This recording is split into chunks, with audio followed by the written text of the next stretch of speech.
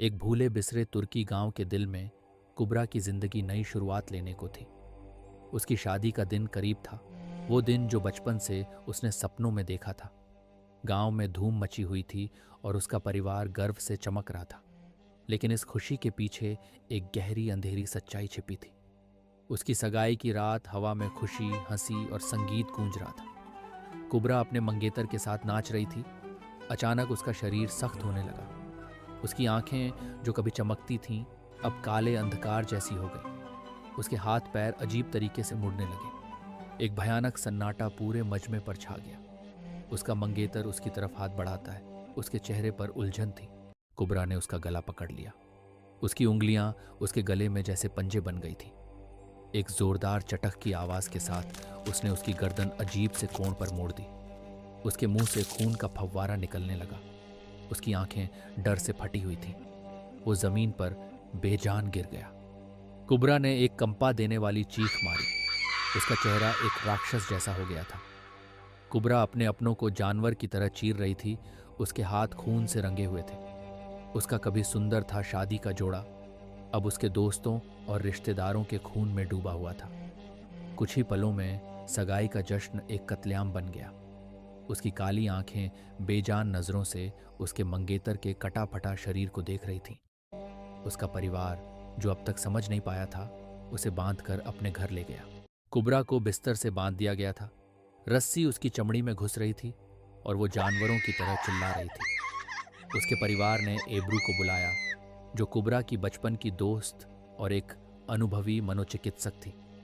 एब्रू सिर्फ अपनी दोस्त को बचाने नहीं आ रही थी, वो उन लोगों को बेनकाब करने आ रही थी जो दावे करते हैं कि वो भूत प्रेत निकाल सकते हैं।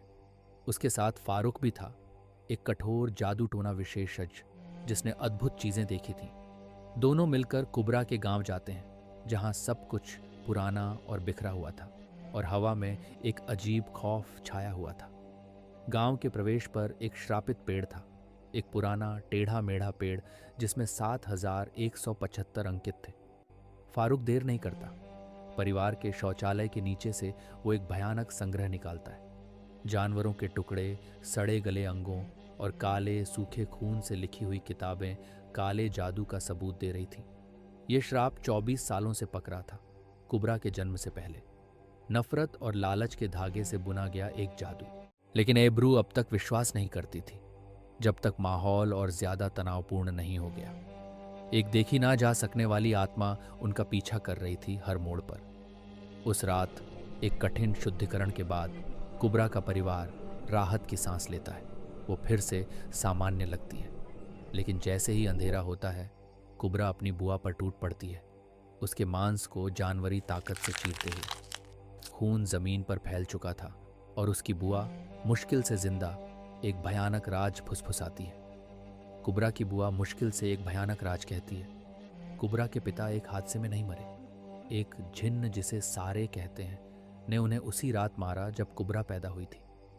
कहानी और भी अंधेरी हो जाती है जब फारूक अपने एक दोस्त से 7175 कोड के बारे में बात करता है। कोड एक पुरानी मुस्लिम परंपरा से जुड़ा था जो गांव के बनने से पहले का था। लेकिन कुछ और भी बुरा छिपा हुआ था। वो मिलते हैं इलियास से, जो आखिरी बचा हुआ गांव वाला था, जो अपने आधे जिन्न बच्चे के साथ झोपड़ी में रहता था। उसकी बीवी इंसान नहीं थी, वो जिन्न से थी। और इलियास सच का पर्दाफाश करता है। कुबरा के पिता और एब्रू के पिता ने लालच में सारे जैसे जिन्न को बुलाया था ताकि दौलत निकाल सके। एक घटिया धोखे में उन्होंने उस जिन्न को मार दिया जो उनकी मदद कर रहा था। उसे श्रापित पेड़ के नीचे दफना दिया। लेकिन सारे मरी नहीं थी। उसे एक शरीर चाहिए था, कुबरा का शरीर, बदला लेने के लिए जो उसके साथ किया गया था। एब्रू के हाथ कांपते हैं।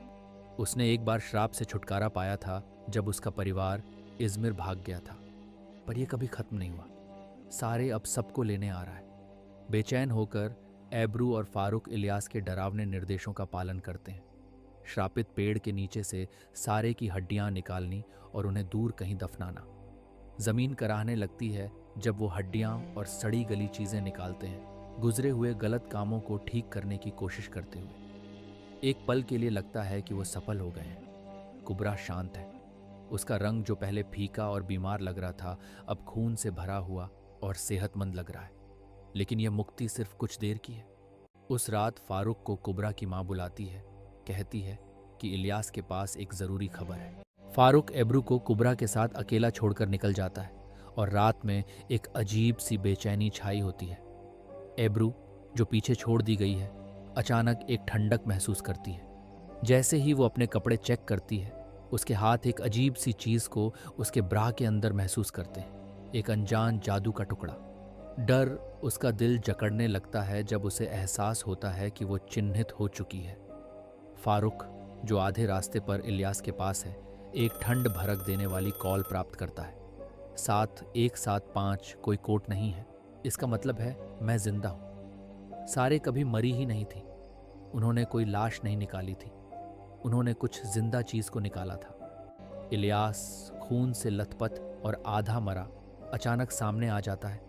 हाँफते हुए बताता है कि सारे के कबीले ने उसकी जिन्न बीवी को मार दिया है। एब्रू, जो वापस घर पर है, देखती है जब कुबरा का चेहरा विचित्र और पहचान के बाहर बदल जाता है। अब वो कुबरा नहीं रही, सारे ने उसका पूरा नियंत्रण ले लिया है। एब्रू भागने की कोशिश करती है, लेकिन कुबरा की माँ और बहन उसे फंसा लेती हैं और उसे घर के अंदर घसीट ले जाती हैं। फारूक वापस आ जाता है, लेकिन देर हो चुकी होती है। फारूक इलियास को मरा हुआ पाता है। उसका शरीर जंगली जानवरों की तरह फाड़ा हुआ होता है। जैसे ही फारूक को यह जाल समझ में आता है, वो वापस घर की तरफ भागता है। लेकिन कुबरा की आंटी पहले ही मर चुकी होती है। उसका शरीर खून से लथपथ फर्श पर पड़ा होता है। एब्रू कभी निशाना थी ही नहीं, वो तो कुर्बानी थी। फारूक श्रापित पेड़ तक पागलपन में गाड़ी चलाता है, लेकिन कुबरा की माँ और बहन उसे घात में गिरा लेती हैं। अपार शक्ति के साथ वे उसे एक पुराने गहरे कुएं में डाल देती हैं और उसके ऊपर भारी पत्थर डाल देती हैं। जैसे ही उसकी आखिरी रोशनी उसकी होशियारी से मिटती है, वो सिर्फ अपने खुद के खून का गरगराना सुन पाता है जो उसके गले में भर रहा है। एब्रू कंधों तक दफनाई गई, घने अंधेरे में डर के साथ जागती है। मिट्टी उसके मुंह में घुसती जा रही है, उसकी चीखों को दबाते हुए। सांप, जिनकी चमड़ी ठंडी और चिकनी है, उसके शरीर पर लिपट जाते हैं और जैसे जैसे वह सांस लेने की कोशिश करती है, वे और कसते जाते हैं। उसके ऊपर कुबरा की माँ और बहन डरावनी आवाज में फुसफुसाती हैं, अब तुम्हारी बारी है। जमीन उसकी छाती पर दबाव बना रही है जब उसके फेफड़े जल रहे हैं हवा के लिए, लेकिन कोई उसे बचाने नहीं आ रहा। स्क्रीन काली हो जाती है।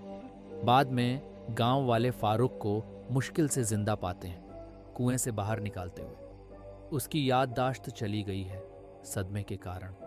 एब्रू का शरीर कभी नहीं मिलता।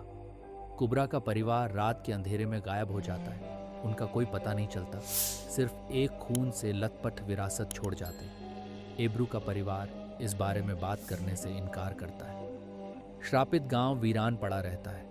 उसके सिर्फ गवाह कब के मर चुके हैं, या और भी बुरा, अब भी इंतजार कर रहे हैं। खाली गांव में एक हल्की सी आवाज गूंजती है और एक अनजान उपस्थिति का असर हवा में महसूस होता है। देख रही है, इंतजार कर रही है। Thanks for watching guys. अगर आपको हमारी कहानी पसंद आई और आप ऐसी ही और भी हॉरर, खतरनाक और थ्रिलर से भरपूर कहानियां देखना चाहते हैं, तो हमारे यूट्यूब चैनल को अभी सब्सक्राइब करें, बेल आइकन को ऑन करें। हम ऐसी ही और कहानियां आपके लिए लाते रहेंगे।